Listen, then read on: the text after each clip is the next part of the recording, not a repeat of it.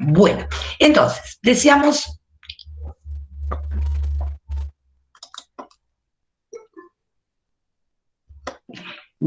que íbamos a tratar de iniciar con los primeros temas vinculados con la tradición analítica. Dentro de la tradición analítica tenemos dos corrientes, el positivismo lógico y el racionalismo crítico, ¿verdad? Y antes de eso ustedes tenían algunos contenidos que los presentamos como una pequeña caja de herramientas que eran algunas cuestiones vinculadas con la noción de proposición, la noción de razonamiento, los tipos de razonamientos, la diferencia entre verdad de una proposición y validez de un razonamiento, que supongo que se avanzaron en la lectura del positivismo lógico, ahora sabrán que eso resultaba indispensable, ¿sí? Hay algunos micrófonos abiertos que están haciendo interferencia. Les pediría que por ahora, mientras hacemos esta pequeña introducción, los apaguen y luego los vamos habilitando en la medida en que se sumen con alguna pregunta. ¿Estamos?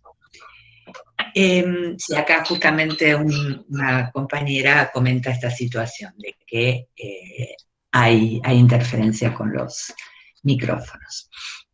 Bueno, entonces, decíamos, tenemos algunas herramientas de lógica imprescindibles y que si ustedes avanzaron en la lectura, tanto del positivismo lógico como del racionalismo crítico, se han dado cuenta por qué los precisábamos, ¿sí?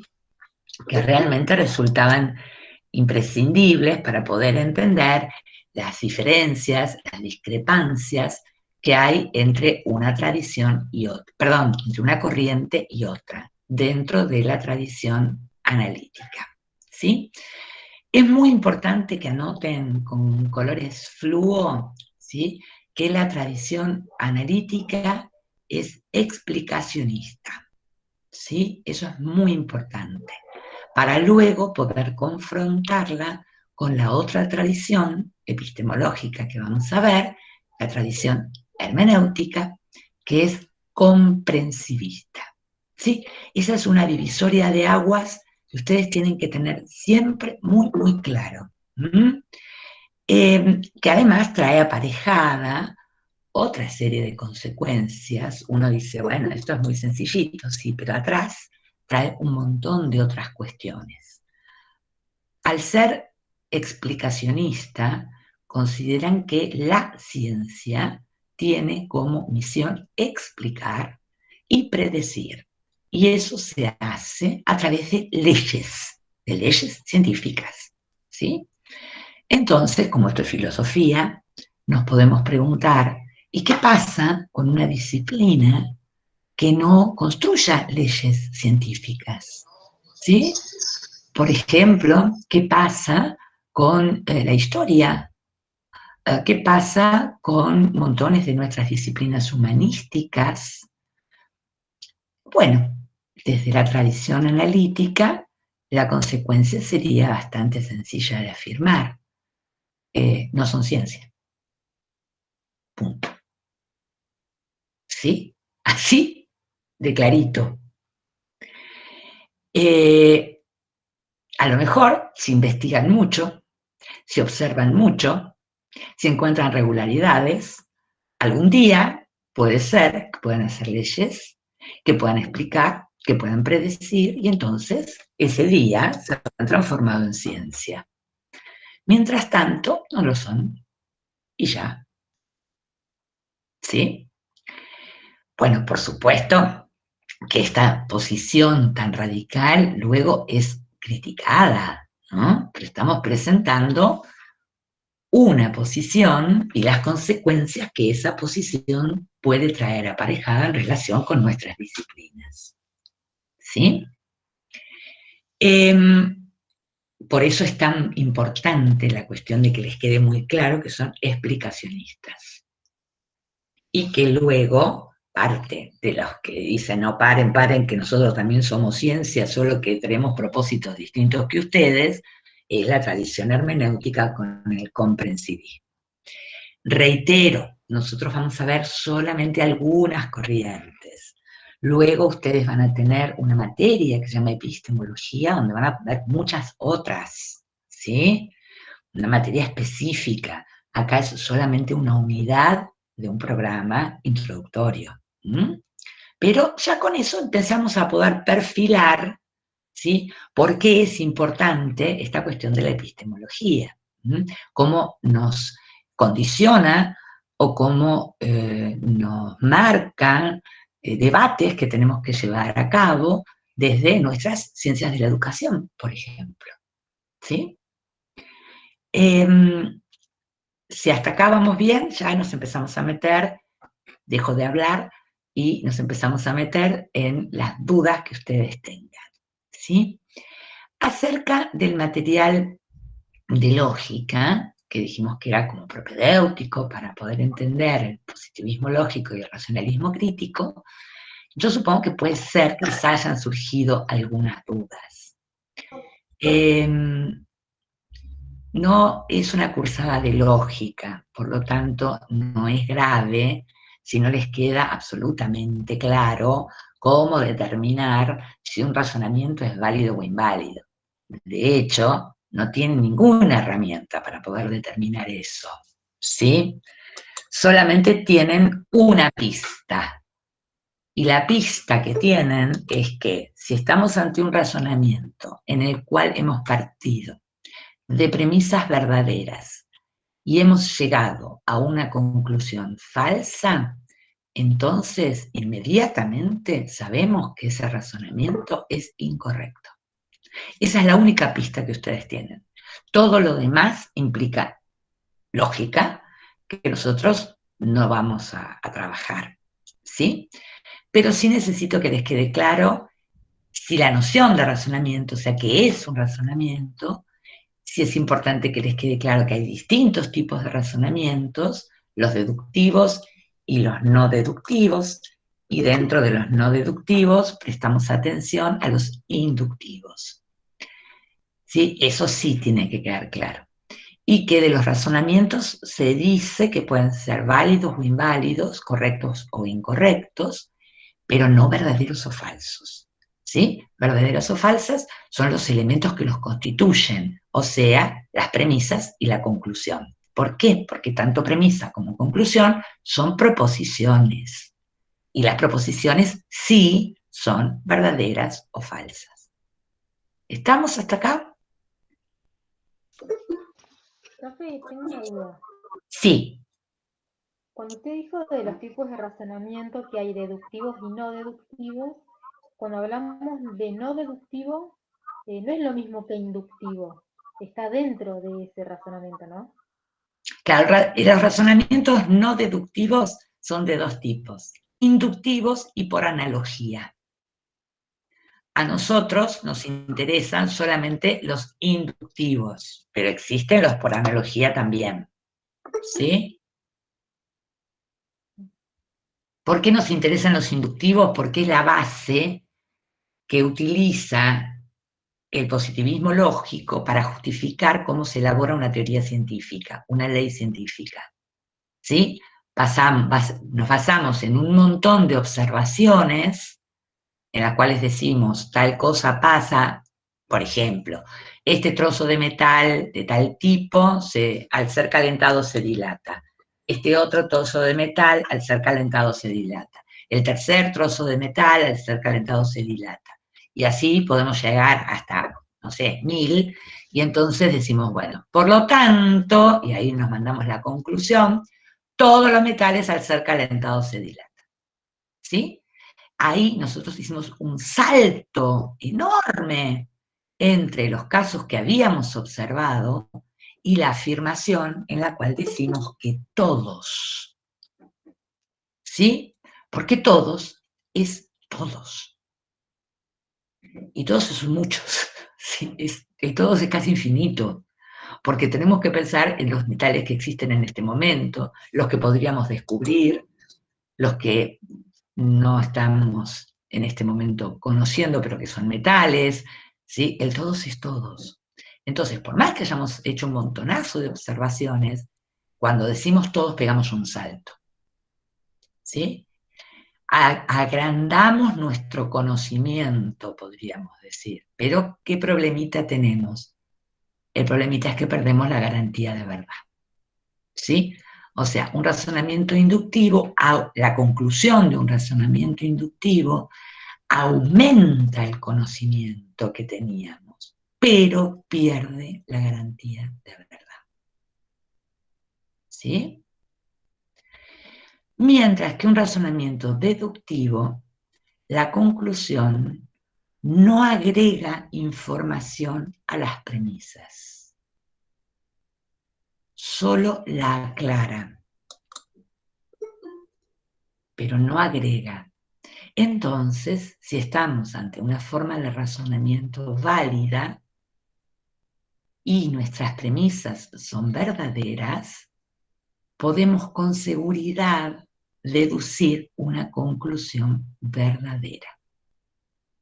Entonces, esa aclaración es muy importante, aun cuando no agregue información. El hacer explícito algo que estaba implícito es un avance en el conocimiento, aunque no sea un agregado de información. ¿Sí? ¿Hasta acá estamos? En el debate entre positivismo lógico y racionalismo crítico, advertimos, atendemos a que los positivistas lógicos le otorgan un papel muy importante a la inducción a la hora de la formulación de leyes. ¿Sí? Las leyes científicas son formuladas fundamentalmente sobre la base de un razonamiento inductivo. Mientras que el racionalismo crítico objeta esa base inductivista del positivismo lógico y dice que la tarea es otra, que la tarea que tenemos que hacer es inventar teorías, inventar hipótesis y ponerlas a prueba, tratando de falsarlas. El esquema de falsación de una hipótesis, ¿sí?, es un esquema de razonamiento válido. No nos vamos a detener demasiado en esto, se llama modus tollens, ¿sí? Esa forma de razonamiento que respondería al esquema de refutación de hipótesis, demostrar la falsedad de una hipótesis. Sí, sí, Fabio. Básicamente sería el cuestionamiento de todas las hipótesis.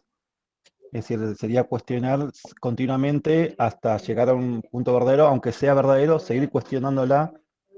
¿Estoy en el camino correcto? Sí, lo que pasa es que nunca tenemos manera de probar verdad. Claro. ¿Sí? Entonces, nosotros agarramos una hipótesis, la sometemos. A ver, de toda hipótesis tenemos que poder deducir lo que se llama implicaciones contrastadoras. Tiene mucho nombre, pero es muy fácil. Si yo digo que todos los metales al ser calentados se dilatan, la implicación contrastadora es que este cacho de metal que tengo acá, si lo caliento, se dilata. ¿Sí? Es la forma de poner a prueba la hipótesis. Eso es una implicación contrastadora. Contrastar quiere decir poner a prueba. ¿Sí? Entonces, yo lo que hago es ponerla a prueba. Pueden pasar dos cosas. Puede pasar que el pedazo de metal que yo tenía efectivamente se dilate, o puede pasar que no se dilate. Si efectivamente se dilató, la hipótesis se sostiene, ¿sí? Pero un positivista lógico diría hemos probado la verdad. Mientras que un racionalismo crítico, como el de Popper, que es refutacionista, dice no hemos probado la verdad. Hemos probado solamente que no la pudimos descartar. Hemos probado solamente que esta vez resultó, que la podemos conservar, que la podemos usar por ahora. ¿Sí? La hipótesis, en todo caso, si uno la somete mucho, mucho, mucho a contrastación y resiste, dice el racionalismo crítico, o sea, Popper, mostró el temple. ¿Qué quiere decir esto? Mostró que aguantó. ¿Sí? La pusieron a prueba muchas veces y aguantó. Pero no quiere decir que hayamos probado la verdad. ¿Sí? Entonces, la utilización de la palabra todos no es posible. En realidad se puede usar sabiendo que es todos hasta que se muestre lo contrario. Claro, una frase en vez de una palabra, todos hasta qué. Es esto No, de no. que no tenemos una verdad absoluta, sino que es una verdad relativa al tiempo en que estamos. Entonces, más adelante se puede comprobar que no. Vos sabés que en filo la palabra relativismo tiene mucha carga. Así que no te diría que hables de verdades sé si quería usar relativas. relativa, la palabra que quería usar, pero Podemos hablar que nuestra teoría o nuestra hipótesis no ha sido refutada, no ha sido falsada. ¿Sí? Cuando una hipótesis no es falsada, se puede decir que ha sido corroborada. El término técnico es corroborada.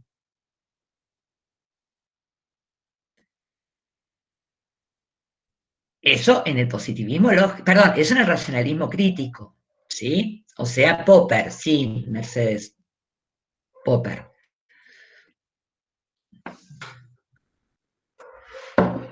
Los positivistas lógicos, conscientes de los problemas que tiene la afirmación de hipótesis, inicialmente adoptaban una posición verificacional, o sea, sostenían que se podía probar la verdad. Luego de todas las críticas, aceptan que no se puede probar la verdad, y entonces, absolutamente, y entonces asumen una posición que se suele denominar confirmacionista. O sea que es un pasito menos que verificacionista. ¿Sí? De todas maneras, chicos, estas son sutilezas de los debates en los cuales no nos vamos a centrar absolutamente. Se los doy porque aparece en los textos estas cuestiones. Pero hay dos cosas que para mí eran fundamentales que ustedes pudiesen rescatar de los materiales del positivismo lógico y del racionalismo crítico. Y todo el speech que hice hasta ahora era para explicarles, para mostrarles por qué necesitábamos lo de lógica. ¿Sí? Las dos cosas que yo necesito que sí les queden bien claras de positivismo lógico y de racionalismo crítico es el papel que le otorgan en ambas posiciones a la filosofía y el papel que le otorgan también en ambas posiciones a la ciencia. ¿Sí? Eso es lo que para mí es muy importante que tienen que tener bien en claro. Quieren que charlemos, ustedes tuvieron los materiales y tuvieron una guía para tratar de establecer eso. Quieren que veamos si están bien orientados, ¿sí? A ver, como somos muchos, somos 142, no va a ser posible, 143 ya, no va a ser posible que ustedes me lean sus respuestas. Entonces, vamos a hacer una cosa, se las digo yo y ustedes me dicen si la habían encontrado en ese sentido. O sea, doy por bueno que la encontraron, casi seguro que la encontraron. Si alguien no la encontró, me puede decir, ah, no, yo había puesto otra cosa, ¿sí? Y entonces podemos revisar por dónde pudo haber pasado el error. ¿Les parece? Positivismo lógico. Papel de la filosofía es la eliminación de la metafísica del lenguaje de la ciencia mediante el análisis lógico del lenguaje. ¿Sí? Después podemos entrar en más detalle acerca de cómo lograban eso, ¿sí? Pero en principio lo fundamental es eso. Entonces, ¿qué disciplina es fundamental para el positivismo lógico? La lógica. ¿Sí? Esa es una pregunta que en el cuestionario le suele hacer lío. Cuando yo digo, ¿en qué disciplina se centraban? Es tan obvia que generalmente no la pueden contestar. ¿Sí? Es la lógica. ¿Mm?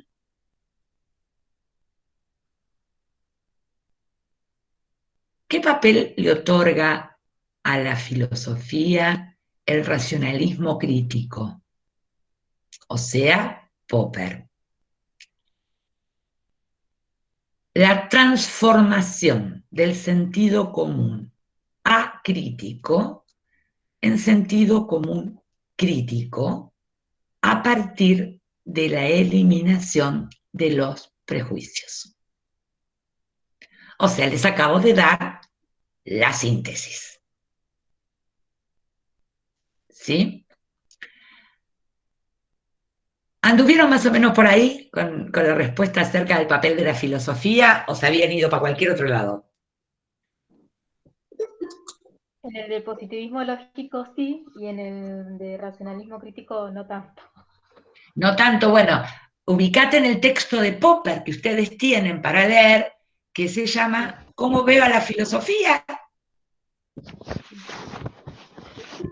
Que no sé por qué siempre se lo olvidan. ¿Sí? Por alguna extraña razón, le voy a tener que hacer unos dibujitos, unas rayitas, alguna cosa que marque que lo tienen que leer. ¿Sí? Buenos días, Gabriela. Bien.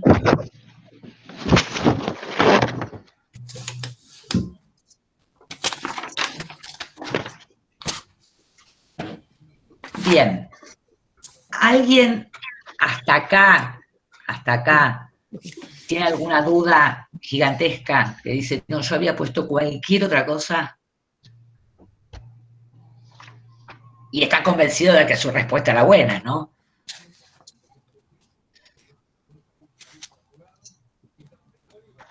No, porque esto me lo aclaró ella. Bueno, Julieta, a ver quién quiere hablar. Julieta quiere hablar. Sí, yo había destacado por ahí que, bueno, ahora veremos, el uso del lenguaje o la importancia del lenguaje para estos dos autores. Por ahí no había caído en esas dos diferencias que vos decías, pero sí en el lenguaje. La importancia del lenguaje, sobre todo para los positivistas lógicos. Porque justamente Popper dice que para él la filosofía no se trata de resolver embrollos lingüísticos. Claro, sí. Pero lo daba como en contraste con lo que afirmaba en el primer texto. Claro, el positivismo lógico. Sí, ese primer párrafo de Popper es pelearse con toda la tradición, con todo el positivismo lógico y con todo el círculo de Viena.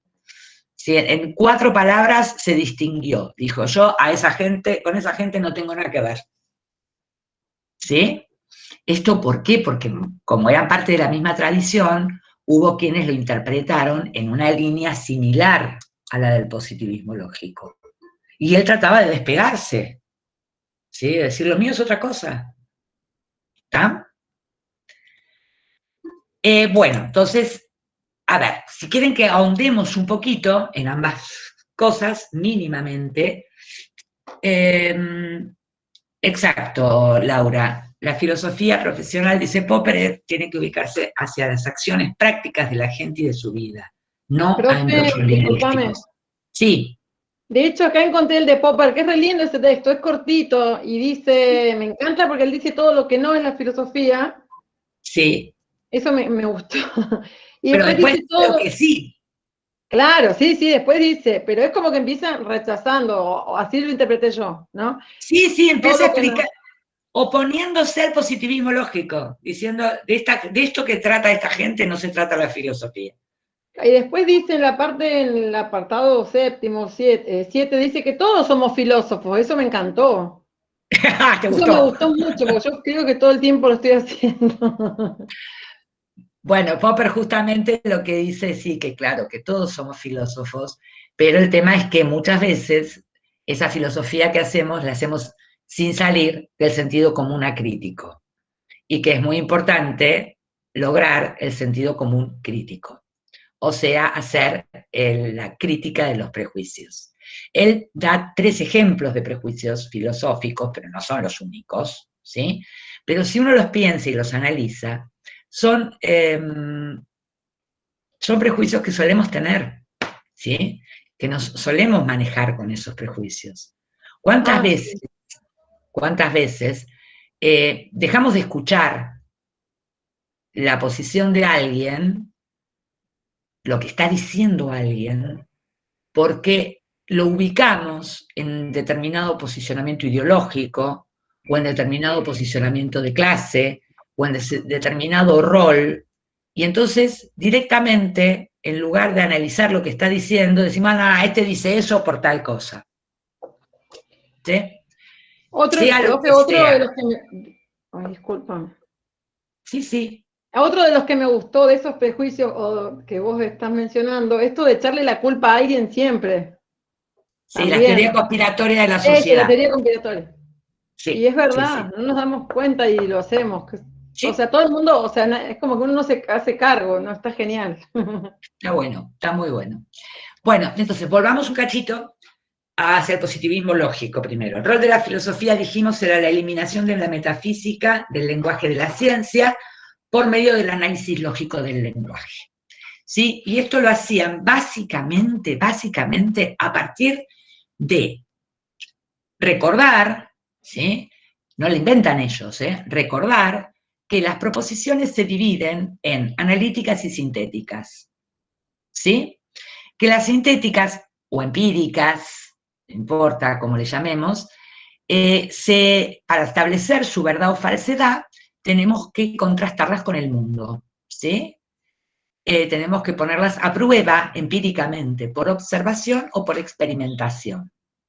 Entonces, si yo digo, esta pared que está detrás de mí es blanca, podemos establecer la verdad simplemente observando que efectivamente es blanca, ¿sí? Y si no fuese blanca, establecemos la falsedad de lo que dije también empíricamente o por medio de la observación. Esas serían las proposiciones sintéticas, empíricas, ¿sí? Fácticas, depende de la clasificación, se llaman de distinta manera, pero remiten a lo mismo. Y en estos casos, el predicado, digamos, el ser blanca, agrega información al sujeto, ¿sí? Le dice algo de ese sujeto, que sería pared en este caso. ¿Tá? Por eso, como agrega un dato, tenemos que comprobar empíricamente. ¿Tá? ¿Vamos bien? Bien.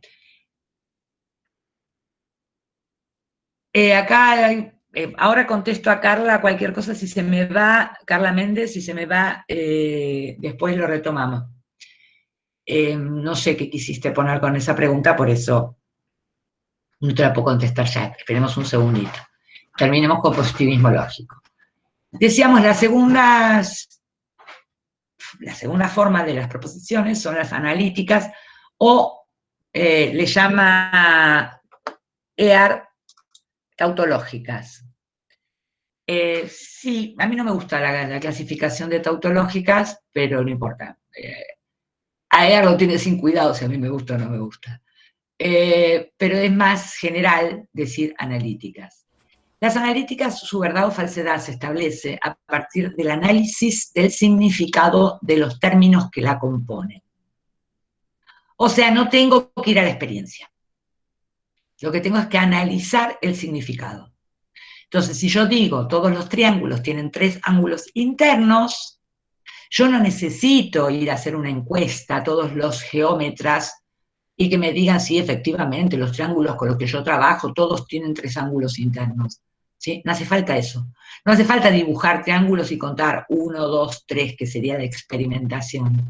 No hace falta agarrar cosas triangulares y fijarme por observación si tienen 3 ángulos internos. No, en la definición de la palabra triángulo está el tener 3 ángulos internos. ¿Sí? Entonces, yo con analizar el significado del término puedo establecer la verdad o falsedad de la proposición. Si yo digo, todos los solteros son casados, ¿sí? No estoy estableciendo una verdad de viernes a la noche. O sea, todos los que dicen ser solteros son en realidad casados. No es el caso, ¿sí? Sino que eso es falso siempre, por definición. ¿Por qué? Porque soltero quiere decir no casado. Entonces, si yo digo todos los solteros son casados, estoy incurriendo en una contradicción. Estoy diciendo algo que es contradictorio, por lo tanto eso es falso y ya está, no hace falta hacer una encuesta. No me tengo que meter en Facebook y preguntar. ¿Sí? Alcanza con analizar el significado de los términos. Muy bien, entonces lo que dicen los positivistas lógicos es analicemos cualquier enunciado donde haya un término metafísico. El alma es el principio del movimiento del cuerpo. Bueno, muy bien. Ese enunciado, ¿es analítico? No. Porque en la palabra alma, en el significado de la palabra alma, no está el ser causante del movimiento del cuerpo. No está, por definición no está. Entonces no es analítica. Bueno, muy bien, veamos si es empírica. ¿Qué experimento o qué observación yo puedo hacer para establecer la verdad de ese enunciado que dice el alma es lo que mueve al cuerpo? No hay.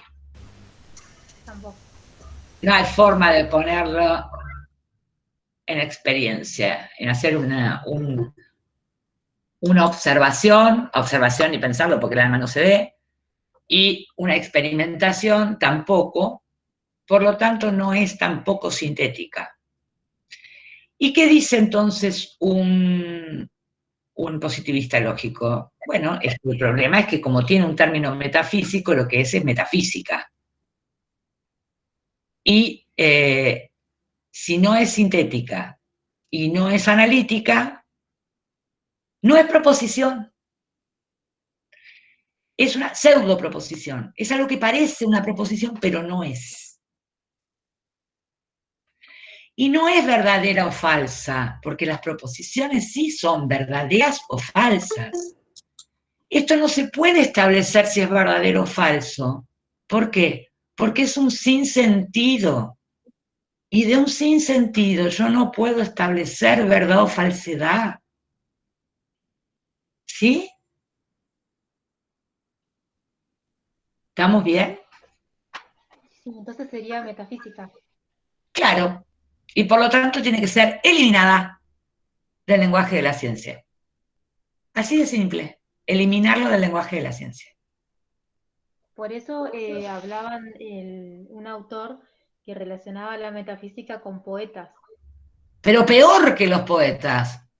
Claro. Son peores los metafísicos. ¿Sí? El autor era Ear.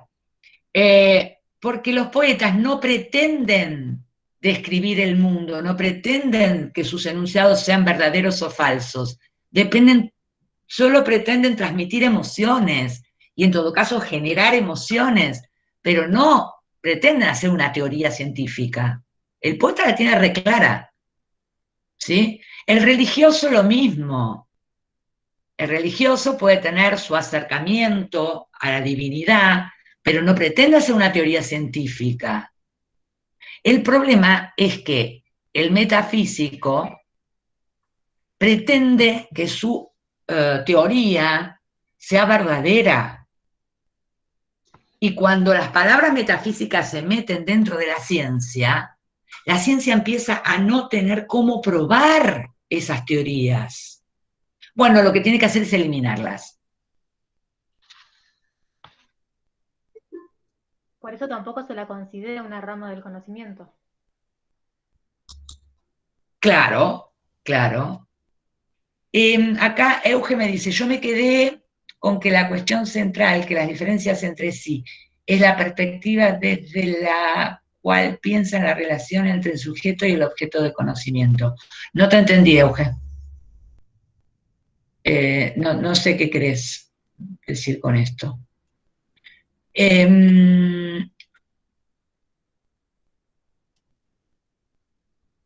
Sí, el positivismo lógico sostiene la imparcialidad, la neutralidad y la objetividad. El racionalismo crítico también. Así que ahí no encontrarías una diferencia. Lo que pasa es que la diferencia está en que unos dicen que se puede probar verdad, el positivismo lógico, y que el racionalismo crítico dice que no se puede. ¿Sí?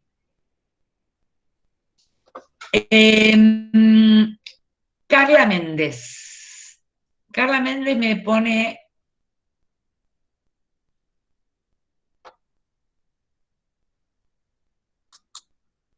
algo de que Popper escribe en hegeliano, no sé qué entendés por escribir en hegeliano.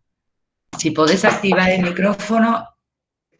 Hola, profe, buen día. Buen día para todas, todos, todes. Sí, mi duda era referida con respecto a estos postulados que va generando Popper de cómo ve la filosofía, cuando él plantea como una tesis de lo que no es, y si se podría pensar como una antitesis o una síntesis, lo que él dice cuando sí es la filosofía. Por eso me refería a lo hegeliano con tesis, antitesis y síntesis.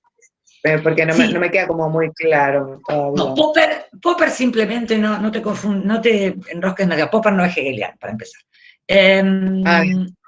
Así que, no. Pero por otro lado, además es anti-hegeliano. Pero básicamente lo que está diciendo, como son debates que están abiertos, esta gente está discutiendo en ese momento.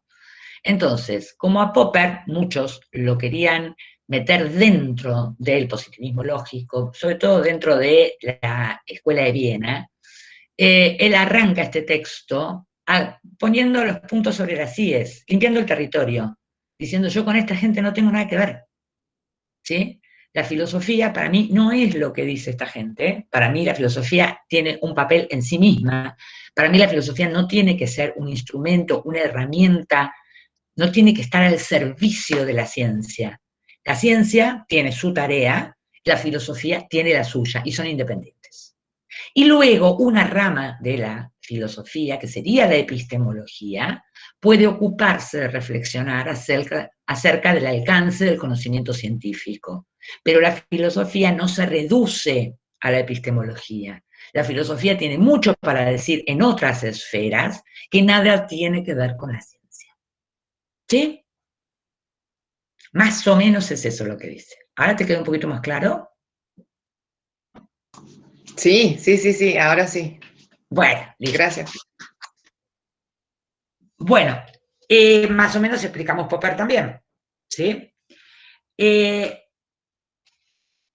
Les doy un espacio para que me pregunten cosas si no entendieron algo de esto en relación con el papel de la ciencia. Creo que también podemos hacer alguna aclaración, que es que para Popper, para el positivismo lógico, la ciencia tiene la tarea de construir teorías verdaderas.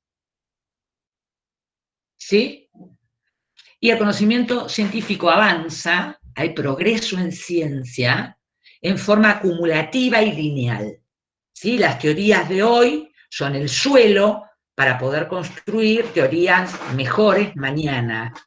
Y estas serán el suelo para las de pasado mañana. Vamos acumulando teorías verdaderas y por eso cada vez podemos explicar más y mejor. ¿Sí? Esto diría el positivismo lógico.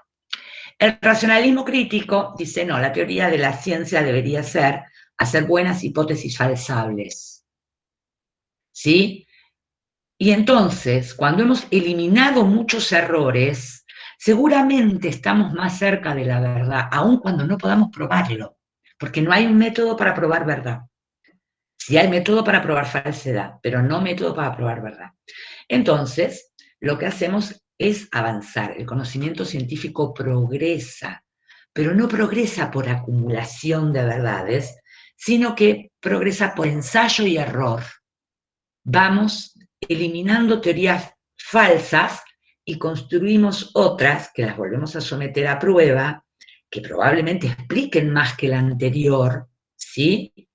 Tal vez se expliquen mejor, no estamos seguros, pero las sostenemos, pero las tratamos de poner a prueba, y si resiste, si muestra el temple, la usamos, pero la usamos siempre con mucho cuidado, porque podría ser falsa.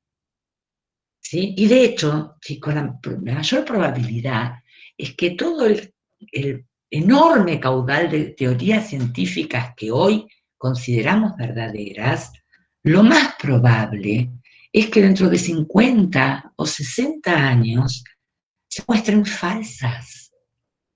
No podemos estarnos que somos la excepción en la historia. A lo largo de toda la historia de la ciencia, las teorías fueron cambiando porque las que se estaban manejando resultaban ser incorrectas y hubo que cambiarlas. Es muy raro pensar que hoy se terminó la historia de la ciencia y que las teorías que estamos manejando hoy, dentro de 100 años, sigan vigentes. Lo más probable es que no.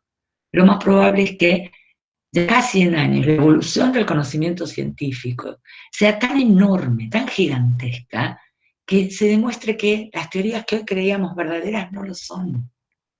¿Sí? Piensen nada más que en la medicina de hace 150 años. ¿Sí?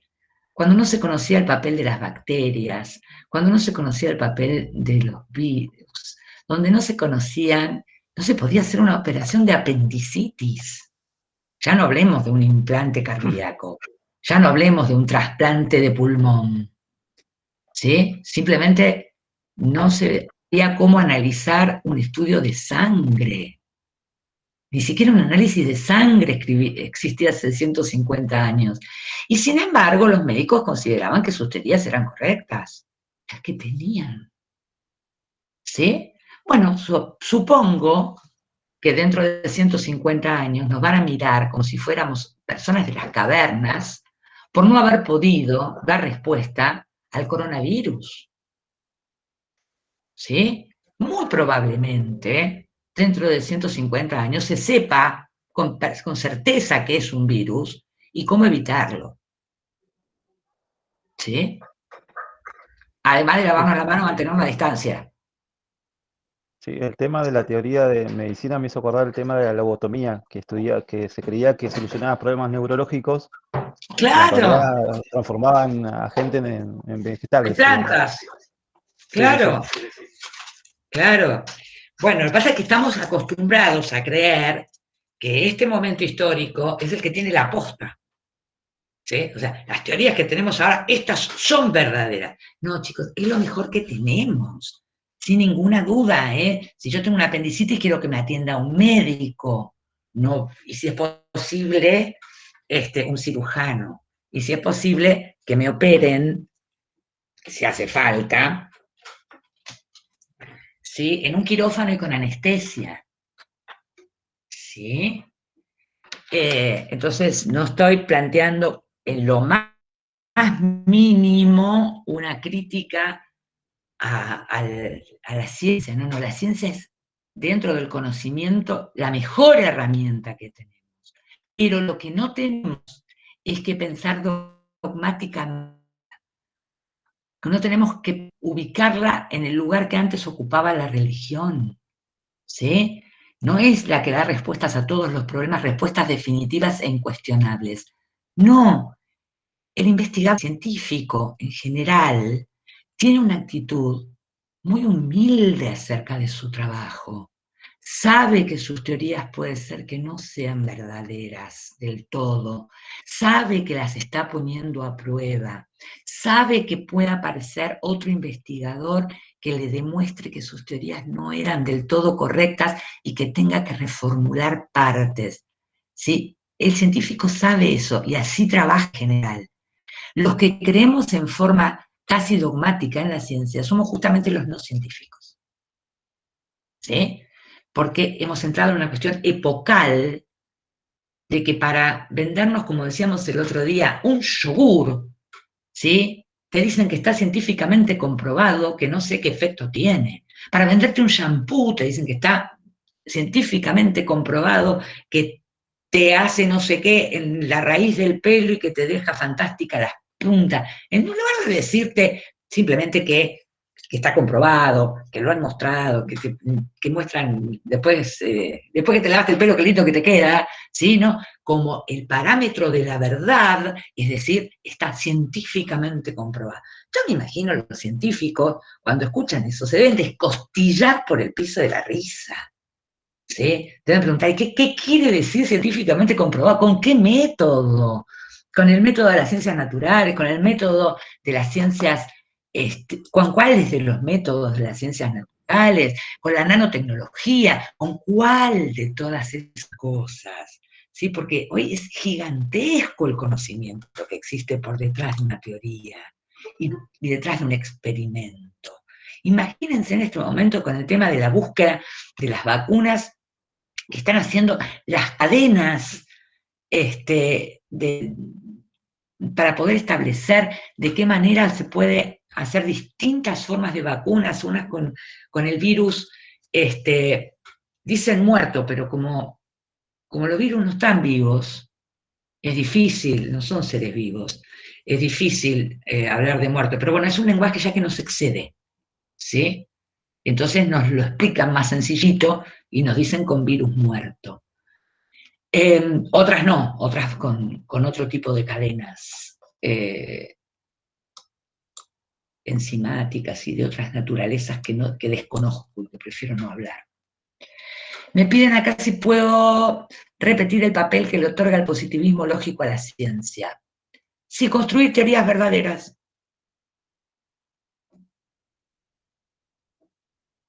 ¿Sí? Que no es poco. Es mucho. Y en el caso del racionalismo crítico, construir teorías falsables.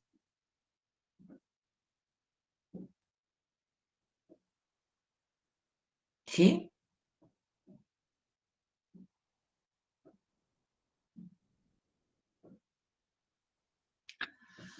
Bueno. A mí me parece que esto ya está. Si quieren preguntar algo, aprovechen ahora.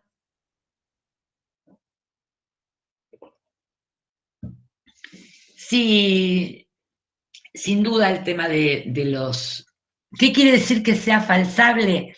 Que haya un experimento posible que la false, que muestre su falsedad. Eso quiere decir falsable. Si yo hago una afirmación que no puede ser en ninguna circunstancia puesta en tela de juicio, no puede ser probada por medio de un experimento científico, entonces no estoy haciendo ciencia, diría Popper. ¿Sí? Para hacer ciencia yo tengo que hacer teorías que puedan ser puestas a prueba, que haya algún experimento posible que me demuestre que esa teoría es falsa o que no haya sido falsada y la pueda conservar. No se pisa, no dice que me demuestre que es verdadera, no lo dice. Dice, a lo sumo que puedo corroborar la teoría. Pero si yo hago determinado tipo de afirmaciones que no puedan ser puestas a prueba, entonces no estoy ante una teoría científica. ¿Sí? Para hacerlo bien caricaturesco, lo podemos confrontar el pensamiento científico con el pensamiento oracular. ¿Sí? Encontrarás al ser amado a la brevedad. Ese que esperás.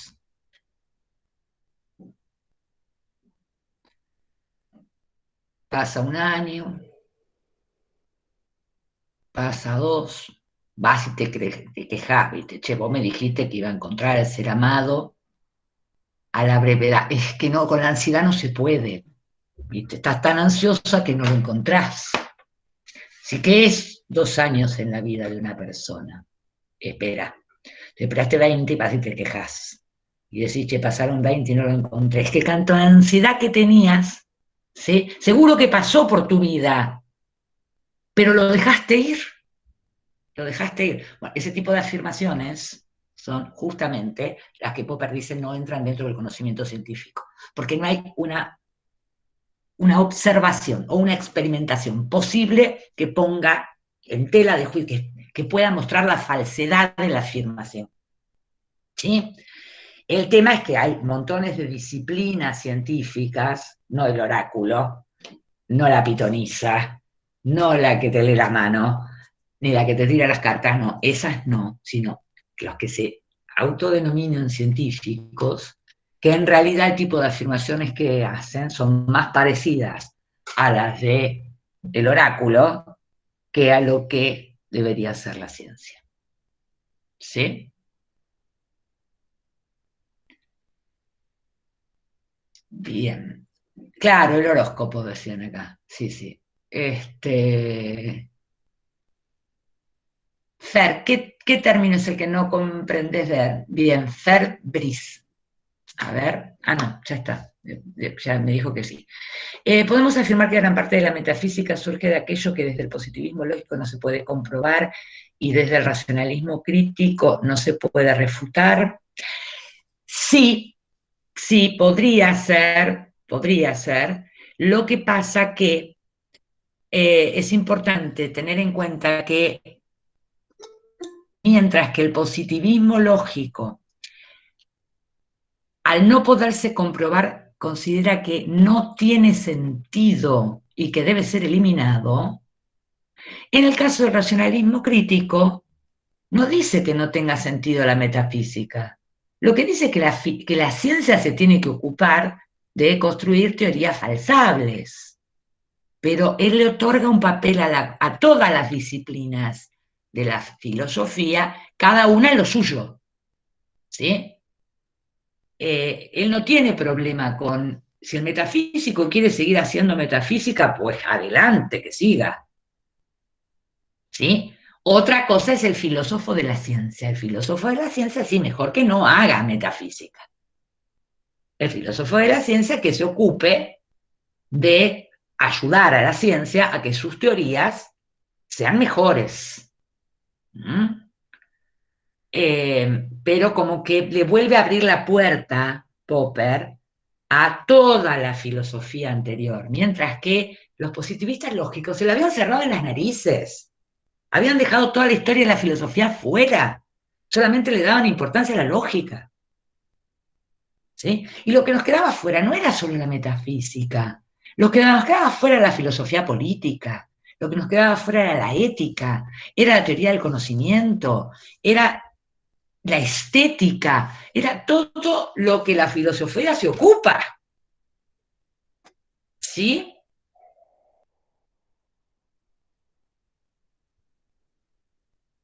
¿Estamos? Bueno, me parece que para esto ya está, ¿no? Me gustaría ahora, sí, en 10 minutos, hacerles una mínima introducción a lo que viene. Y lo que viene es la tradición hermenéutica. La tradición hermenéutica, en la tradición hermenéutica nosotros vamos a ver 3 corrientes.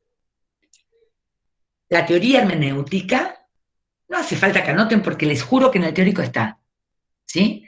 La teoría hermenéutica, la filosofía hermenéutica o hermenéutica filosófica, da lo mismo, y la hermenéutica crítica o crítica hermenéutica, también da lo mismo. ¿Sí? La teoría hermenéutica, a ver, hermenéutica quiere decir teoría de la comprensión o de la interpretación. ¿Sí? Teoría de la comprensión o de la interpretación. O ambas cosas. Y obviamente, si nos ponemos a pensar, a lo largo de la historia del pensamiento, siempre hemos hecho teorías de la comprensión y de teorías de la interpretación de un modo u otro. Siempre hemos intentado comprender textos, siempre hemos intentado comprender algo que no comprendíamos. ¿Sí? Entonces, esto de establecer estas tres corrientes, sobre todo la primera, la teoría hermenéutica, y ponerle medio que un periodo de nacimiento, acá es jugarnos con la interpretación que de esto hacen algunos teóricos de la hermenéutica. Pero bien me podrían decir, pero ya había hermenéutica antes, y yo le tengo que decir que sí, que ya había hermenéutica antes. Pero, como en algún momento hay que cortar esta ida para atrás, nos vamos a ubicar en tres formas de hacer hermenéutica que tuvieron mucha relevancia hacia los inicios de la modernidad. Allá por el 1500. Y entonces, con el Renacimiento, con el humanismo, con que se empezaron a conocer los textos, muchos textos antiguos que no se conocían, sobre todo a partir de que empieza la modernidad empieza, establecemos el inicio de la modernidad por medio de dos acontecimientos, ¿sí? Una es la llegada de la cultura europea a América, o sea, la conquista, no voy a llamar el descubrimiento, y el otro acontecimiento que se suele establecer en historia es la caída del Imperio Romano de Oriente, ¿sí? En poder de los turcos. Allí había... me voy a ir muy lejos, pero bueno, no importa. Si tienen ganas de cuento un ratito. ¿Podés repetir? Sí, decía que ubicamos los inicios de la teoría hermenéutica junto con los inicios de la modernidad. Desde el punto de vista histórico, la modernidad se establece, el inicio de la modernidad, el fin del medioevo y el inicio de la modernidad, se suele establecer a partir de dos acontecimientos distintos. Según la historiografía que trabajemos, le da más importancia a uno o al otro. Uno es la llegada del europeo a América, ¿sí? Podríamos llamar el descubrimiento de América para Europa, ¿no? Porque Europa no sabía que estábamos acá. O el otro acontecimiento es la caída del Imperio Romano de Oriente en poder de los turcos. El inicio el fin de la antigüedad y comienzo de la Edad Media se establece con la caída del Imperio Romano de Occidente, o sea, cuando cae Roma en poder de los pueblos del norte, germanos del norte. Ahí finaliza la antigüedad y comienza el periodo medieval.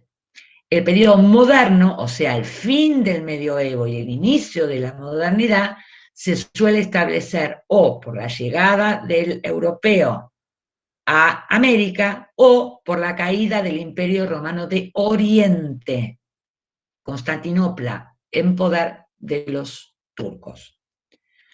Bueno, esta situación hace que llegue a Europa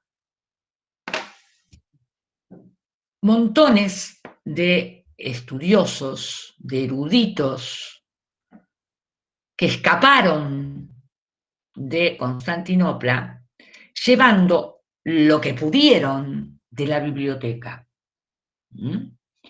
Entonces llegó a Europa un montón de escritos desconocidos para la Europa medieval.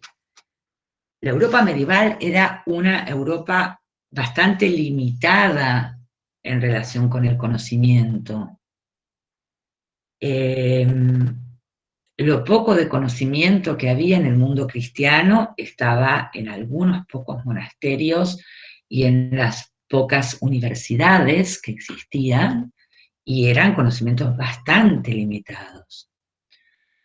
No así en el mundo árabe, en donde la tradición árabe conservó todo lo que pudo de la antigüedad, mientras que el cristianismo en general quemó todo lo que pudo de la cultura antigua, pagana. Porque, bueno, justamente porque los antiguos eran paganos.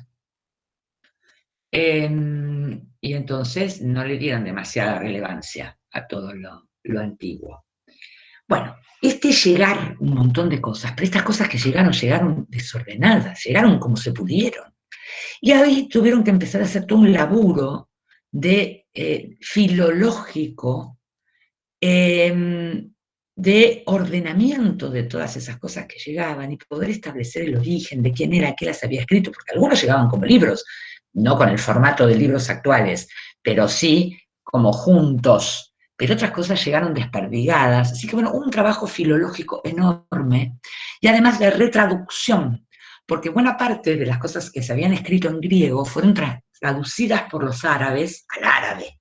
Y había que volver a traducirlas, y en muchos casos había que traducirlas al latín. O sea que para cuando terminaban de hacer esas 3 traducciones ya no sabíamos muy bien qué habían escrito ni qué había querido decir el original filósofo griego, ¿sí? Bueno, pero se entraron a conseguir algunas cosas de la Biblioteca de Alejandría, que fue 2 veces quemada, pero algunas cosas se habían logrado rescatar antes, y algunas cosas estaban guardadas en los monasterios, no todas al alcance ni siquiera de los sacerdotes. Ahí creo que la vez anterior les hablé, pero ya no me acuerdo si les hablé a ustedes o le hablé a alguno de los grupos de los lunes, sí, sobre El nombre de la rosa, de Umberto Eco, la novela.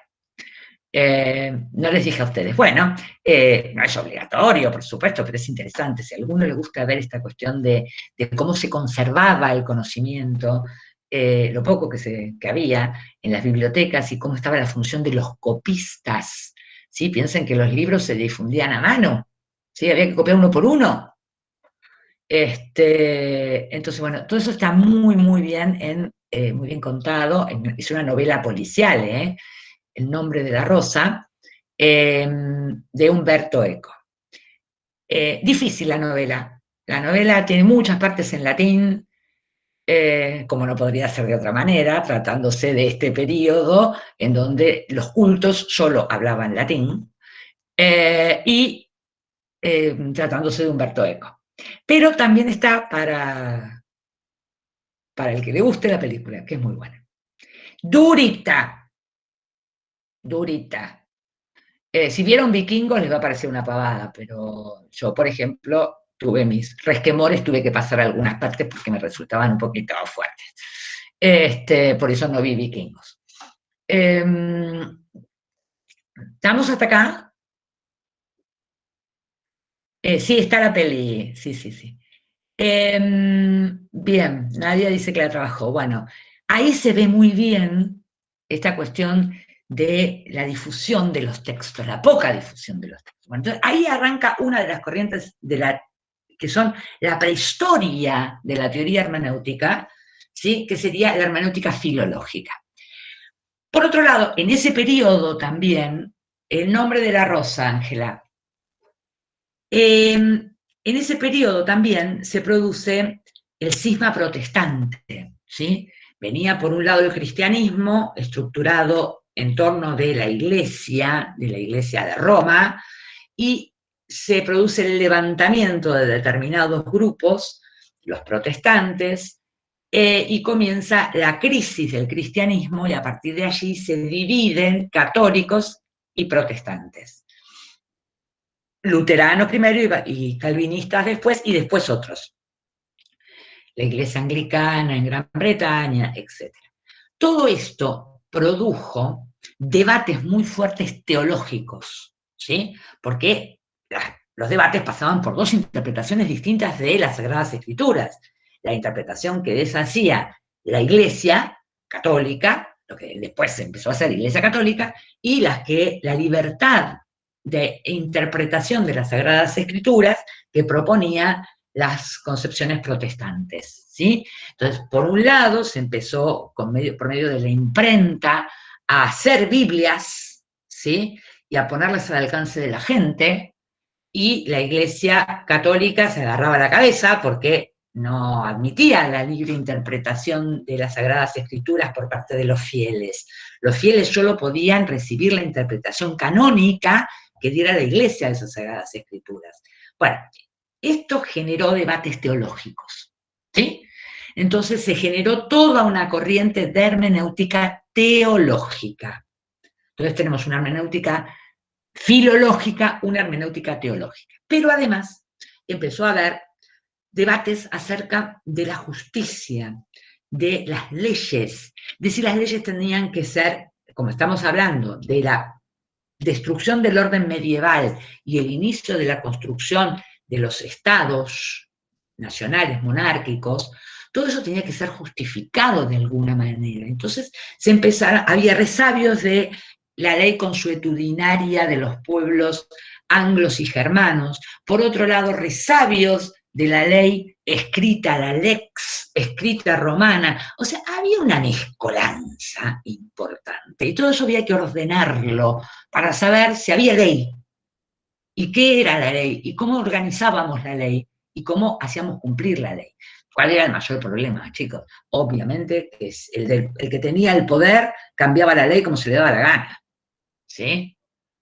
Entonces, llegar a una ley escrita que todos tuvieran que respetar era un avance en cuanto a derechos, pero impresionante. Profe, en esa película es donde mueren por el...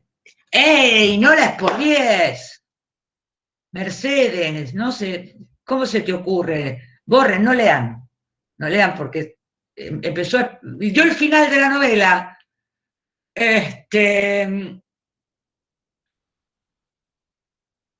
bueno, lo otro que puso no sé a qué refería. Bueno, lo concreto, porque fue una masacre para los protestantes y todos se masacraron entre todos. Las guerras de religión fueron tremebundas y fue en toda Europa.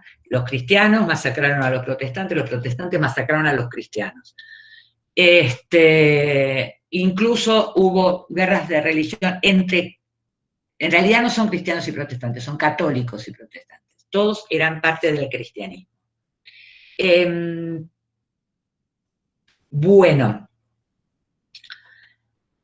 la cuestión es que acá tenemos tres formas de entender la hermenéutica y cada cual tenía sus propios métodos de interpretación, ¿sí? Ese era el problema. Cada cual tenía sus propias reglas para tratar de interpretar. Y entonces, lo que intentan hacer algunos autores, como por ejemplo Schleiermacher, es tratar de partir de estas hermenéuticas que llamamos regionales, ¿sí?, hacia un método hermenéutico que pueda ser aplicado a cualquier disciplina. ¿Tá? Bueno, tendrán que leer el material para ver si lo logra o no lo logra. Eso continuó luego en Dilthey. Dilthey dice, ya el texto a interpretar es la historia. Toda la historia es el texto a interpretar. ¿Y cómo hacemos para garantizar una interpretación adecuada de todo ese texto a interpretar? O sea, ya salimos del libro y pasamos a la historia, ¿sí? Y luego ya en el siglo XX aparece Beatty, que también trata de armar una preceptiva del comprender, o sea, normas, para garantizar un método de la comprensión. Esa sería la teoría hermenéutica. Luego, en contraposición a esto, aparece la filosofía hermenéutica, de la mano de Gadamer, ya hacia mediados del siglo XX, y él dice que la hermenéutica no es un método, sino que es un modo de ser del ser que somos. O sea, nosotros nos constituimos como seres humanos haciendo hermenéutica todo el tiempo. ¿Sí? Todo el tiempo comprendemos. Todo el tiempo tenemos dificultades en la comprensión y tenemos que establecer estrategias para poder comprender mejor. Todos los conocimientos nos son transmitidos de un modo u otro por el lenguaje. ¿Sí? Y con el lenguaje remitimos a un mundo. Bueno, y ahí hay una serie de categorías que las van a ver y las vamos a charlar en todo caso en la clase que viene, pero lo importante acá, lo más importante es que piensen que no es método, sino que es un modo, o sea, es ontológica. Ontología quiere decir que es un rasgo del ser, ¿sí? ¿De qué ser? De nuestro ser, del ser que somos. Los seres humanos, ¿sí? Nos constituimos como seres humanos haciendo hermenéutica. Y la tercera posición es crítica hermenéutica, o hermenéutica crítica. Lo último que mencioné es que lo que trataba de hacer la hermenéutica, la teoría hermenéutica, era construir un método con reglas para garantizar la comprensión. ¿Sí? La filosofía hermenéutica dice, no es método. Y la teoría hermenéutica dice, es método, pero es insuficiente. Porque es un método, dice Habermas, que es el autor de la teoría de la crítica hermenéutica, Habermas dice, la hermenéutica nos permite comprender los valores y las costumbres que operan en un grupo social. ¿Sí? Nos permite comprender eso. Y eso está muy bien, pero el problema es que no nos permite transformar. Si esos valores y esas costumbres son una porquería, si esos valores y esas costumbres lo único que hacen es garantizar la inequidad, la injusticia, la explotación del hombre por el hombre, la división de clases, en las cuales unas son los poderosos y la otra somos relaciones serviles, y algunos se pueden llenar de plata y otros viven en la más intolerable miseria. Si pasa todo esto, no alcanza con comprender, hace falta transformar. Y para eso no alcanza la hermenéutica. Por eso propone una crítica hermenéutica. Obviamente todo este planteo de él viene de una tradición filosófica, una corriente filosófica que es el marxismo. Por eso, antes de ver la hermenéutica crítica, se van a encontrar con algunos escritos sobre Marx. Y de Marx y otros sobre Marx. En particular, lo que me interesa que rescaten allí es la noción de ideología. Para el marxismo, ideología es falsa conciencia.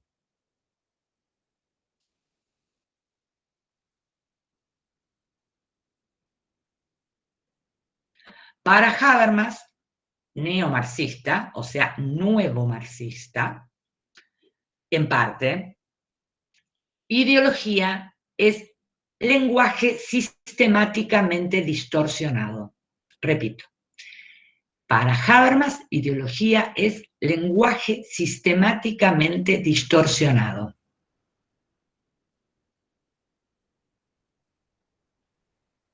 Después que lean, vamos a ver qué quiere decir eso. ¿Sí? Pero esto anótenselo grande. Quiere decir eso. Y esto les puede servir de alguna manera como pista para cuando lleguen a leer eso. Hasta acá quiero que tengan visto para el encuentro que viene.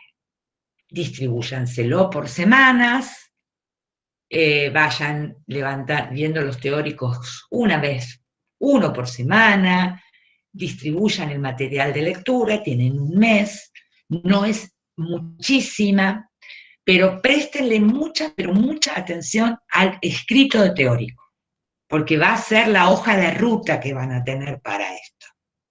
¿Sí? Yo, si no me equivoco, el teórico ya estaba subido. Acá me pregunta Mayra, estaba subido. Yo traté de subir todos los teóricos de la unidad 1, más allá de lo que les había dicho que iba a subir uno por semana, porque me pasó el día que quise subirlo, que no pude subirlo, y estuve toda una mañana porque Perco estaba caída. Entonces, eso me parece importante que lo sepan. Cuando se puedan conectar a Perco, chicos, bajen todo lo que tengan. ¿Sí? Y después cuando tienen que estudiar, lo estudian con el ritmo que ustedes quieran, de una vez por semana, etc. Pero como somos muchos usando la plataforma, pasa que muchas veces uno pretende, porque puede, porque tiene tiempo, sentarse a estudiar, y ese día no se puede conectar. ¿Sí? Sí, puedo repetir lo de marxismo y neomarxismo. Lo que digo es que Habermas es un autor neomarxista. Muy neo. Neo quiere decir nuevo, ¿sí? Hay partes que toma, en una parte de sus escritos, de la teoría marxista. Entonces, por eso van a tener algunos elementos, algunas pequeñas herramientas acerca del marxismo, para que puedan entender de dónde viene esa perspectiva crítica neomarxista de Habermas, ¿sí? Que sobre todo se articula en torno de la noción de ideología. Por eso les di la pista de ideología para el marxismo e ideología para Habermas. ¿Sí? Bueno, en estos días, en este mes, yo voy a subir, por supuesto, materiales de las siguientes unidades. Simplemente por esto, porque no quiero que suceda que cuando los quiera subir, de repente no pueda. Entonces voy a tratar, dentro de lo que pueda, de subir por lo menos toda la siguiente unidad, la unidad 2, pero no quiere decir esto que tengan que verlo, ¿sí? Solo significa que lo voy subiendo para que esté disponible cuando haga falta. Lo que les pido sí que vean para la reunión que viene, para el otro encuentro, es todo lo correspondiente a la unidad 1 completa. Sí, ideología para el marxismo es falsa conciencia. Todavía no te expliqué qué quiere decir, por eso lo charlamos en la clase que viene. Pero quiere decir eso, falsa conciencia. Y la otra, que es la de Habermas, ideología que significa lenguaje semáticamente distorsionado. ¿Sí? En yo suba los teóricos 4 y 5, no quiere decir que los tengan que ver ahora. La unidad de ética la empezamos a ver después, ¿sí? Pero lo subo cuando anda. ¿Estamos? Y ustedes lo bajan cuando anda. ¿Sí? Y lo guardan en un pendrive. Así después, cuando quieren, lo pueden revisar sin necesidad de estar conectados. ¿Sí? Bueno, gente, creo que nada más. El encuentro que viene les voy a dar las consignas, sí, para el parcial domiciliario, que eso lo charlamos en la clase que viene. Sí, pero va a ser un parcial que lo van a poder hacer en grupo. Bueno, va a haber ciertas reglas. Las reglas es que no pueden copiarse, ni de internet, ni de los teóricos, pero por el tipo de parcial, bueno, van a ver que sí se puede hacer en grupo, o sea, que sí lo pueden discutir. Una consulta. Sí, sí.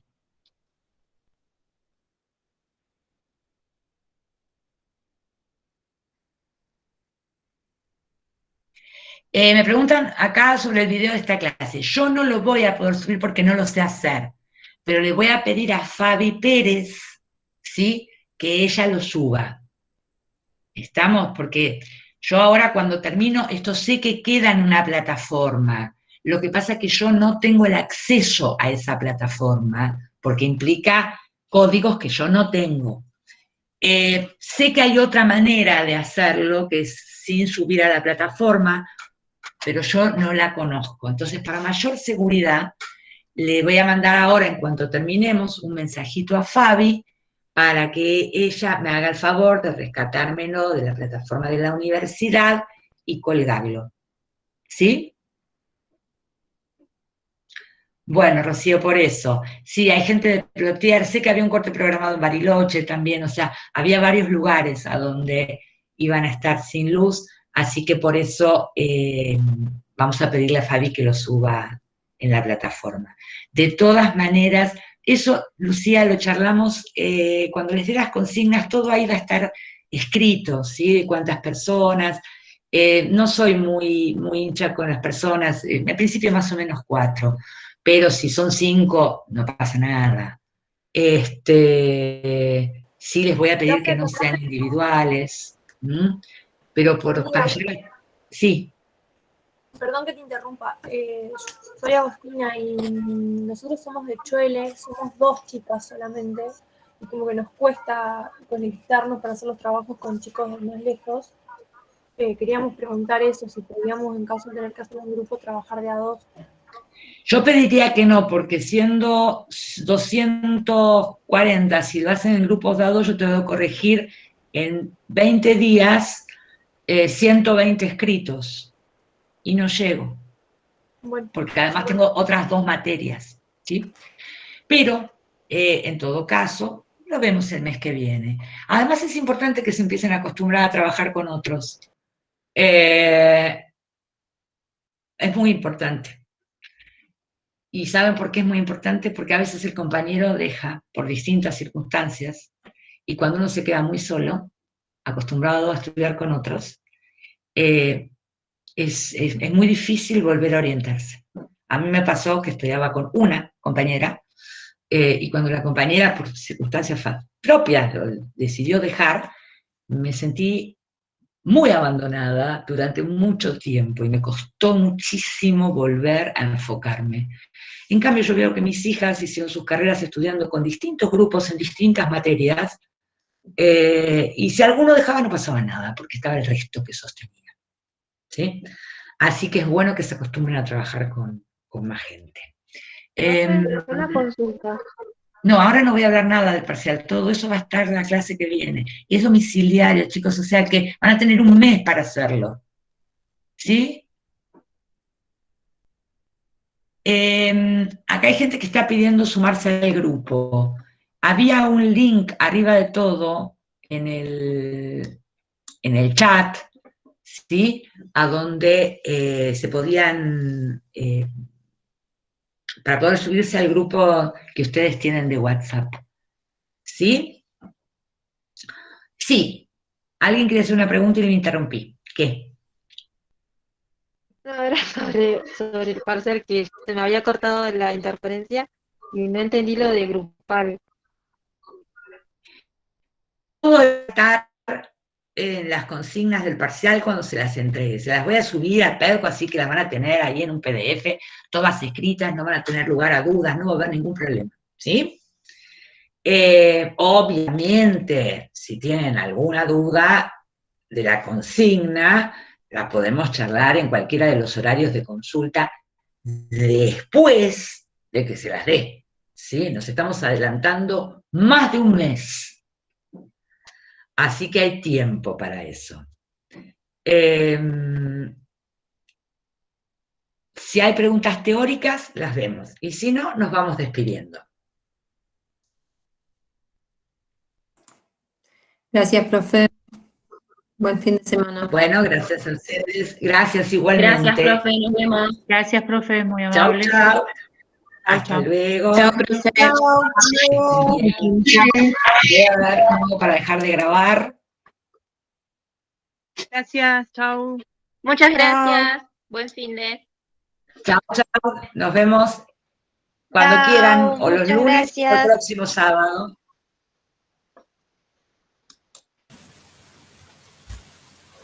Ahí está.